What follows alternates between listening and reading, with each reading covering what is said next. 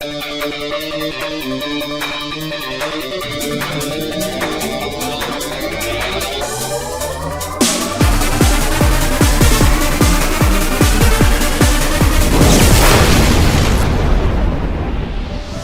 I'm Simon Adebisi and welcome to highlights of the 2012 4-Minute SimRacing World Championship. Round 5 is the Canadian Grand Prix, taking place around the circuit Gilles Villeneuve. One of the shortest tracks on the FSR calendar, this circuit is composed entirely of slow-speed corners and chicanes on a relatively narrow track.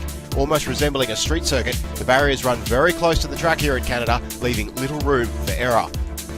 Qualifying results contained a few surprises, with several drivers achieving personal bests. Precision Motorsports locked out the front row for the first time in over a year, with Bono Huis taking pole ahead of teammate Jarkko Mikkonen. In his 89th WC start, John-Eric Saxon would set his qualifying best for third position ahead of Renault Room for GT Amiga Racing, who equalled his best ever result for fourth place. Martin Gosby also set his personal best to begin the race in fifth position ahead of the World Trophy Championship leader Peter Briliak in sixth. Rasmus Tarly qualified in 7th, completing a strong session for GT Amiga, just in front of Twister Racing's Fredrik Nilsson, who would have to settle for 8th place.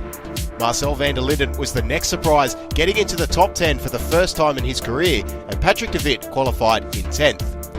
The NetRex duo of Peter Varga and Gergo Baldi set the 11th and 12th fastest times. Philip Puška, now driving for Go Speed, qualified in 13th, and AT Racing's reserve driver Stefan Kanitz made his first WC appearance since the same Grand Prix last year, to start in 14th.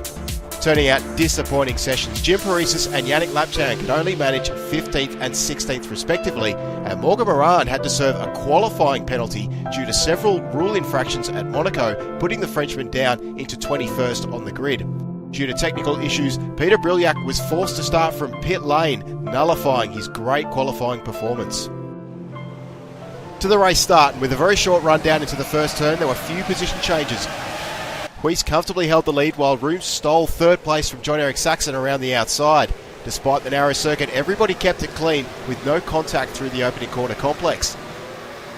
Philip Puška was the first driver to make a mistake, getting it wrong into the braking zone and being forced to take a trip across the grass. And meanwhile, Morgan Moran had made a great start, already up into 16th by the time the field hit the back straight. Into the hairpin, Stefan Kanitz locked up and tapped the back of Peter Varga, allowing Yannick Lapchan to advance into 11th. However, by using the draft, Varga retook his position into the final chicane, while just behind, Puška broke very early and Moran was very lucky to avoid slamming into the other drivers, losing only a couple of seconds. Lap 2, and out of the first chicane, Marcel van der Linden made a minor mistake and Patrick de Wit pounced on his fellow countryman, moving up into 8th.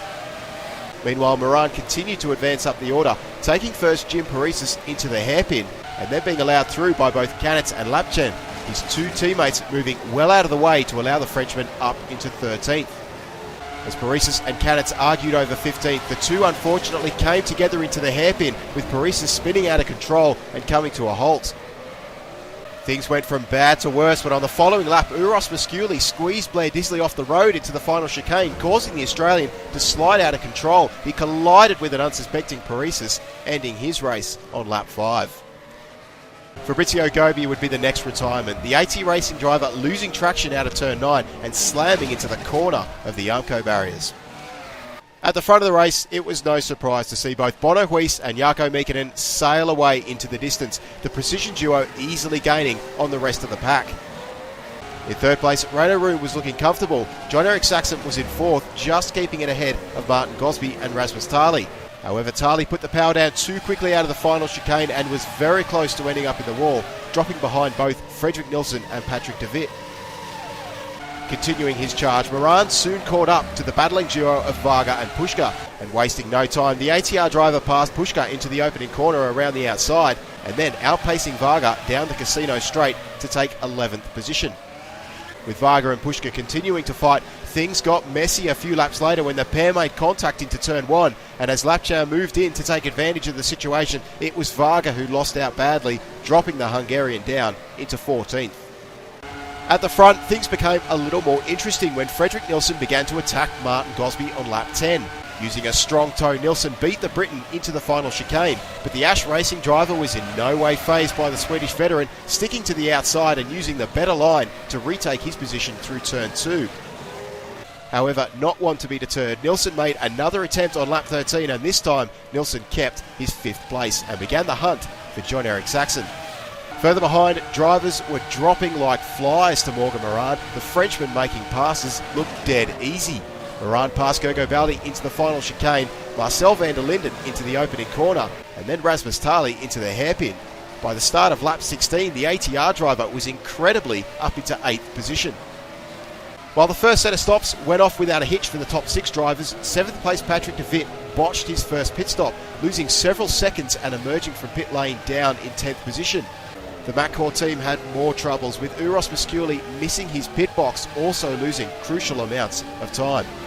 Meanwhile, Marcel van der Linden made an interesting pit entry, locking up his wheels into pit lane and coming very close to hitting the barriers, not to mention nearly stalling his engine. And Giuseppe Marconi was handed a drive-through for speeding, dropping the Italian to the back of the now 20-car strong field. In the following laps, there were a few unfortunate incidents. Greek driver George Chatzibantelis was having serious technical issues, and eventually he lost control through the final turn, stalling his Ash Racing car.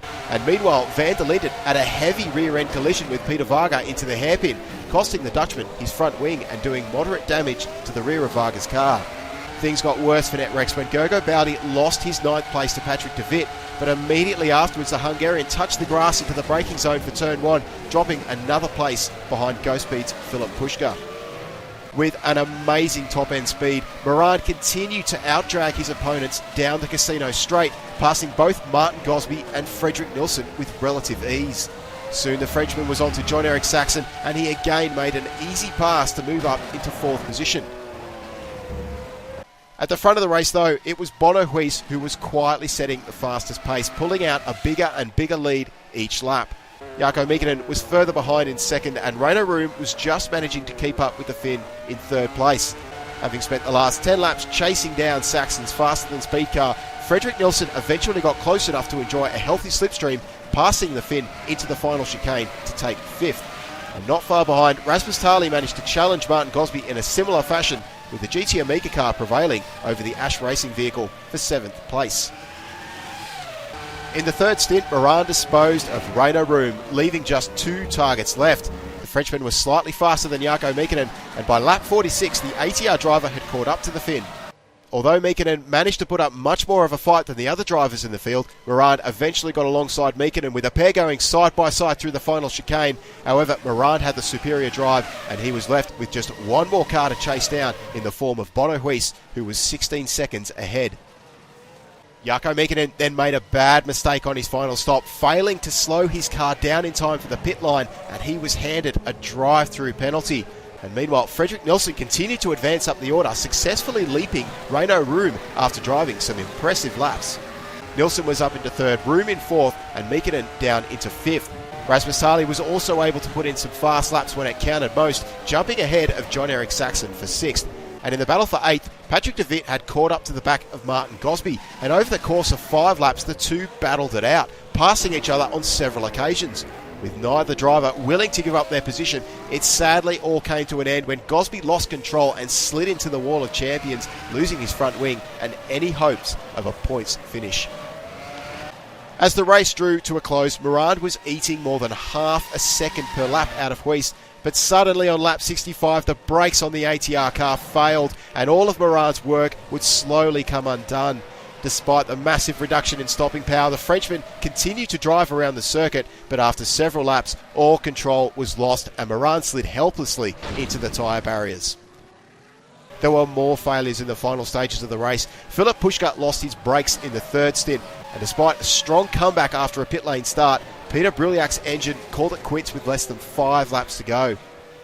On the penultimate lap, Blair Disley lost traction out of the hairpin, ending his race in the wall, and on the final lap, it was then Rasmus Tali whose brakes gave out, sending the Estonian into the barriers. Taking the hat-trick with pole position, the fastest lap and the race win, Bono Huis made it 4 victories in a row, comfortably winning the Canadian Grand Prix with yet another dominating win. Following a couple of difficult weekends, Fredrik Nilsson crossed the line in 2nd, an eventful and very strong race for the Swede, reaffirming his position as one of the league's top drivers. And rounding off the top 3, a very pleased Reino Room took his best ever WC result, stepping up onto the podium for the first time. Jarkko Mäkinen would have to settle for 4th after his drive-through penalty, despite coming very close to room in the last few laps. John-Eric Saxon ended up in 5th, earning his second top 5 finish for the year, and although slightly disappointed, Patrick de Wit ultimately achieved a strong finish in 6th. Scoring his 4th top 10 finish in a row, Gogo Baldi crossed the line in 7th, holding off attacks from Stefan Kanitz, who finished in an impressive 8th place. Yannick Lapchan finished in 9th, and Peter Varga picked up the final point down in 10th position. Bono Huis now further extends his lead to 53 points from Morgan Morand. Fredrik Nilsson's podium has jumped the Swede back up into 3rd, with Rasmus Tali just behind in 4th. Patrick de Wit and Gogo Baldi are now equal on points in 5th position. Jarkko Mäkinen is up into 7th, and John-Eric Saxon jumps up into 8th place. Yannick Lapchan has dropped to 9th, and Reino Room's podium has moved the Estonian into the top 10 for the first time in his career. Precision Motorsports are now just 3 points shy of doubling ATR's point total. GT Amiga Racing turned out yet another impressive result to solidify their 3rd place, however Twister Racing are just 2 points behind. Matt Core and Netrex picked up valuable points but remain in their respective positions in 5th and 6th, and Faster Than Speed have now overtaken AT Racing for 7th place. The next race will be the British Grand Prix, and you can watch that race live as it happens at SimRace TV on the 17th of June at 4 PM GMT. And don't miss out on joining in on the Formula Sim Racing Fantasy League. Anyone is free to join, and there are Thrustmaster prizes on offer. Simply go to fantasy.formula-simracing.net. We hope you've enjoyed this presentation. I'm Simon Adebisi, and we'll see you next time for round 6 of the 2012 Formula Sim Racing World Championship.